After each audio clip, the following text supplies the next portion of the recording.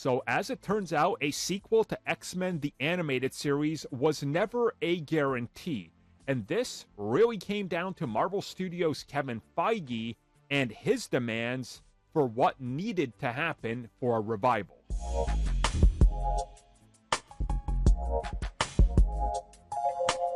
So we recently found out from The Hollywood Reporter and claims that were made by the man in charge of Marvel TV, Brad Winderbaum, that X-Men 97 was never a guarantee, despite the fact that they started work on it when they regained the rights to the X-Men and everything. There was always a couple of hurdles, and that the series could be canceled at any time. And it all came down to Kevin Feige making the decision. And he had two things that had to get done before they were fully committed to it and were ready to announce it. Number one, everybody who is part of the OG cast that is still alive had to return. That was request number one. If some of them said no, there was no revival. Now, in the case some of them or all of them said yes at the same time, then the second hurdle, and this is the original X-Men theme song.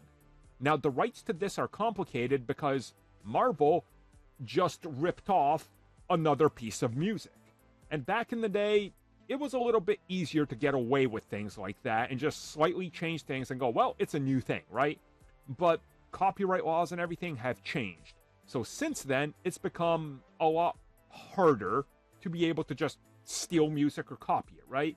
Well, Marvel Studios and Kevin Feige were like, okay, we need to get it. If we don't get that, then it's not the X-Men.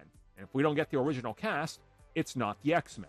Once both of these things are officially checked off, then we will announce the series.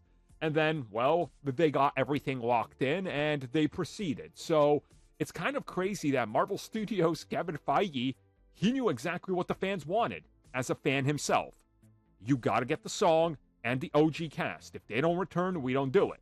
You know, he probably learned this from the Futurama problem, where they were like, we're not bringing back John DiMaggio. Then we don't want it. And then they brought him back.